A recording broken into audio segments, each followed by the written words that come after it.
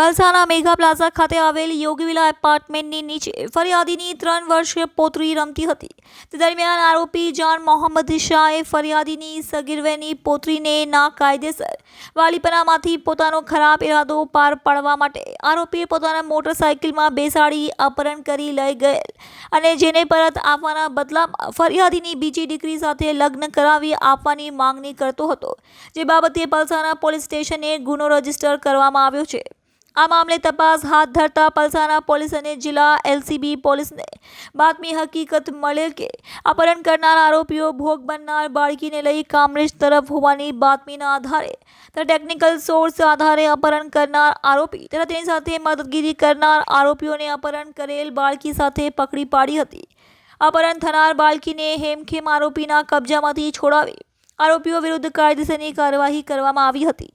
ગત તારીખ 20મી ફેબ્રુઆરીના રોજ અંદાજે 17:30 એટલે કે સાંજના 5:30 વાગ્યાના અરસામાં અહીં Palsana police station Surat rural ખાતે યોગી વિલા એપાર્ટમેન્ટની નીચે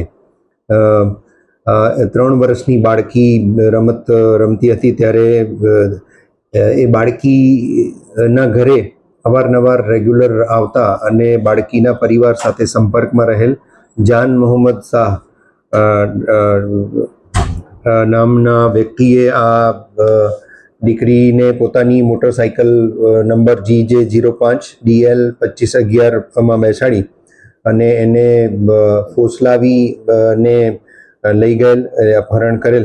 જે બાબતે પરિવારજનોએ પોલીસનો સંપર્ક કરતા તાત્કાલિક ધોરણે ડીવાયએસપી બારડોલીના સુપરવિઝનમાં પલસાણા પોલીસ ઇન્સ્પેક્ટર અને એલસીબી પોલીસ ઇન્સ્પેક્ટરની ટીમો સતત કામે લાગેલી અને પ્રાથમિક વિગતોથી માહિતગાર થતા આ કામના આરોપીએ ફરિયાદીની પુત્રીને લઈ જઈ અને ફરિયાદીએ આ કામના આરોપીને પોતાની દીકરી સાથે લગ્ન કરવાની જે વાત કરેલ હતી અને એ લગ્ન કરાવેલ નહોતા તથા આરોપીએ ફરિયાદીને અવારનવાર પૈસાની નાણાકીય મદદ પણ કરેલ હતી. જે પૈસા પણ પાછા ફરિયાદી નહોતા આપી શક્યા. એ કારણસર એની દીકરીનું અપહરણ કરી અને લઈ ગયેલ હતા.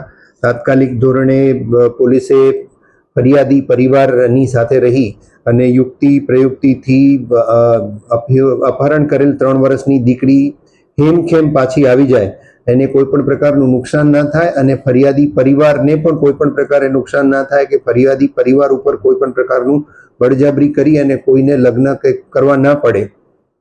તેમજ આરોપી દ્વારા જે ખર્ચાયેલ રૂપિયા હતા 7 લાખ એની પણ બળજબરીપૂર્વક માંગણી કરેલ હતી. પૈસા આપી દેવા અથવા તો ફરિયાદીની દીકરી સાથે લગ્ન કરાવવાની ધમકી આપી હતી.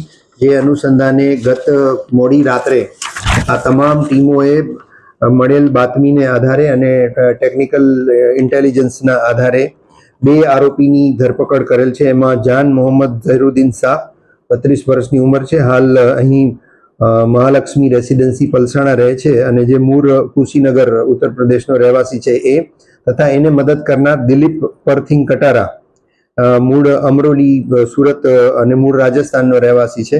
એ બંને આરોપીની ધરપકડ કરેલી છે અને હેમખેમ 3 વર્ષની દીકરીને કોઈ પણ પ્રકારની ખરોચ પણ આવ્યા વગર ગણતરીના કલાકોમાં જ એને હેમખેમ પરત કરી અને એને પોતાના પરિવારની સાથે સોંપી દેવામાં આવેલ છે.